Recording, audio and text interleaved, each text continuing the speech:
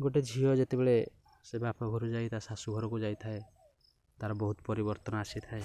ସେ ପରିବର୍ତ୍ତନ ଗୁଡ଼ିକ କ'ଣ ହେଇଥାଏ, ସେ ବହୁତ ଜିନିଷ ଛାଡ଼ିଥାଏ ଆଉ ବହୁତ କିଛି ପାଇଥାଏ। କ'ଣ ଆଜି ଛାଡ଼ିଥାଏ, କ'ଣ ପାଇଥାଏ, ସେ ବିଷୟରେ ଜାଣିବା। ଯଦି ଝିଅଟିଏ ବୋହୂ ହେଲେ କ'ଣ ଛାଡ଼ି କ'ଣ ପାଇଥାଏ? ଛାଡ଼ିଥାଏ ନିଜ ଘରକୁ ଛାଡ଼ି ସେ ଶାଶୁ ଘର ପାଇଥାଏ। ସେହିଭଳି ସେ ବାପାକୁ ଛାଡ଼ି ତାଙ୍କ ବଦଳରେ ଶ୍ୱଶୁରଙ୍କୁ ପାଇଥାଏ। ସେହିଭଳି ମାଆକୁ ଛାଡ଼ିଥାଏ ଆଉ ଶାଶୁକୁ ସେ ଗ୍ରହଣ କରିଥାଏ।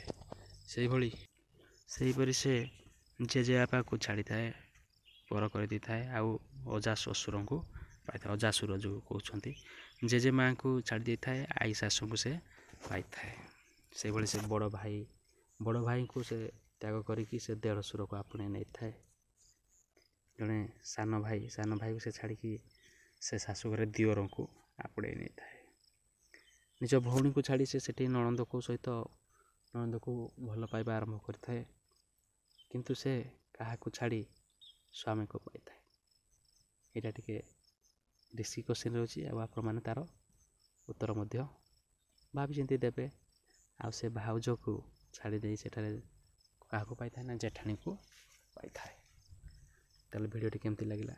ଏ ଜିନିଷ ସମସ୍ତେ ଜାଣିଛନ୍ତି କିନ୍ତୁ କେହି ଏ ବିଷୟରେ ଟିକେ ହେଲେ ଭାବନ୍ତି ନାହିଁ।